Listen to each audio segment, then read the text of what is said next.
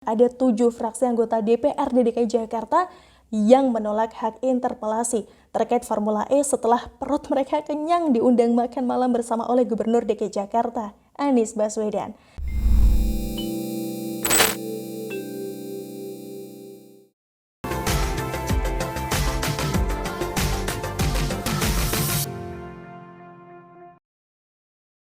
Halo guys, Assalamualaikum warahmatullahi wabarakatuh. Salam sejahtera untuk kita semua. Langsung aja ya guys.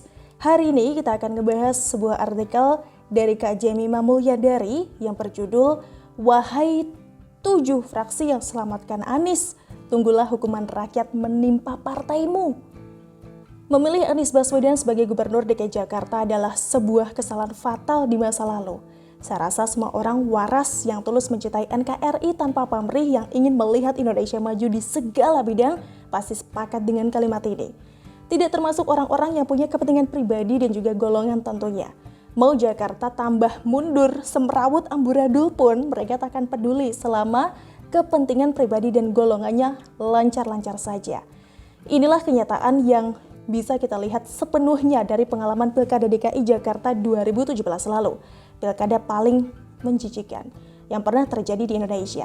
Pilkada yang akhirnya menjadi sejarah kelam bagaimana seorang anak bangsa yang cakap bekerja, yang tulus ingin membangun negeri dan menjaga uang rakyat dengan sebaik-baiknya berhasil ditumbangkan bahkan dihancurkan memakai politik identitas menggunakan isu SARA, mengatasnamakan Tuhan dan agama untuk menyerang rival politiknya.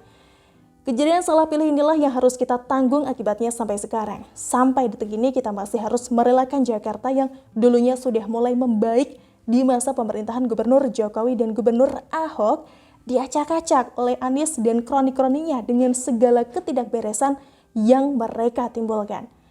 Ada banyak kasusnya, tidak bisa saya sebutkan satu persatu di sini saking banyaknya. Toh kita juga sudah tahu kebusukan apa saja yang telah dilakukan oleh Anies selama menjadi Gubernur DKI. Sudah ada banyak temuan kejanggalan dari BPK tentang penggunaan anggaran di zaman Anies. Tapi KPK juga antang-antang saja tidak pernah menunjukkan keseriusan mengusut kasus-kasus Anies yang sudah jelas-jelas diberi catatan janggal oleh BPK. Bagi KPK, rakyat cukup dibuat senang dengan janji-janji manis mau bikin rapat, rencana dan konpres tentang pemanggilan Anies. Tapi ya gitu, janji doang tidak pernah ada realisasinya. Anies tetap aman, tidak tersentuh sampai sekarang. Sampai di sini rakyat memang tidak bisa berbuat apa-apa. Tapi ingatlah selalu, rakyat mencatat dan merekam semua kejadian ini. Seperti itu jugalah rakyat Indonesia mencatat dan juga merekam ada 7 fraksi anggota DPRD DKI Jakarta yang menolak hak interpelasi terkait Formula E setelah perut mereka kenyang diundang makan malam bersama oleh Gubernur DKI Jakarta, Anies Baswedan. Padahal interpelasi Formula E itu dibuat demi membela kepentingan rakyat agar data forum resmi dari Gubernur DKI Jakarta untuk bisa menjelaskan urgensi dari penyelenggaraan Formula E. Sebab kegiatan Formula E yang syarat dengan ketidakjelasan terutama soal keuangannya ini sangat tidak tepat jika dilaksanakan saat pandemi seperti sekarang. Mengingat rakyat sudah banyak sekali menjadi korban. Intinya masih ada banyak hal yang lebih urgent yang harus diutamakan untuk dikerjakan. Dan itu bukan Formula E. Pertemuan menggemukkan perut pribadi di rumah dinas Gubernur DKI Jakarta ini juga jelas merugikan sekaligus menciderai martabat anggota dewan. Pertama, pertemuan antara anggota legislatif dengan eksekutif sudah seharusnya dilakukan di gedung DPRD DKI Jakarta di Kebon Siri, Jakarta Pusat, bukan di rumah Anies. Kedua, PDIP dan PSI selaku 2 fraksi yang mengajukan interpelasi Formula E justru tidak diundang dalam pembahasan tentang Formula E itu sendiri. Ini jelas aneh sekaligus mencurigakan. Lagi-lagi kita memang tidak bisa berbuat apa-apa dengan kelakuan Anies yang seperti ini. Namanya sudah terlanjur salah pilih ya. Begini nih akibatnya. Selalu ada harga yang harus dibayar akibat kesalahan fatal yang sudah dilakukan di masa lalu. Yang penting, jangan sampai kita melakukan kesalahan yang sama di masa yang akan datang. Untuk itulah kita semua wajib belajar dari pengalaman di masa lalu termasuk belajar dari keputusan buruk yang sudah kita perbuat. Pelajaran berharga ini bukan hanya untuk ditujukan pada warga DKI saja, tapi juga kepada seluruh rakyat Indonesia. Hal yang bisa kita lakukan sekarang adalah mencatat nama-nama 7 fraksi yang cuma memikirkan isi perutnya sendiri ini. Ketujuh fraksi yang sepakat menolak menggunakan hak interpelasi untuk Formula E yang sudah sangat jelas merugikan rakyat tersebut adalah fraksi PAN, Demokrat, PKS, PKB PPP, Golkar, Nasdem, dan juga Gerindra. Saat ini kita memang tidak bisa berbuat apa-apa guys. Nasi sudah menjadi bubur. Tapi ada satu hal penting yang tidak boleh dilupakan oleh semua para wakil rakyat dimanapun mereka berada.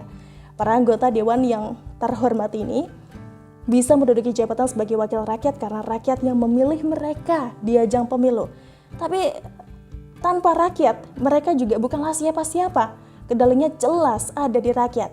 Di bagian inilah kita wajib menjadi rakyat cerdas yang mau belajar dari pengalaman masa lalu. Catat dan rekam baik-baik kelakuan mereka, serta nama-nama partai yang tidak mau berpihak kepada kepentingan rakyat. Sekarang kita memang tidak bisa berbuat apa-apa melihat mereka berpesta pora di atas penderitaan rakyat.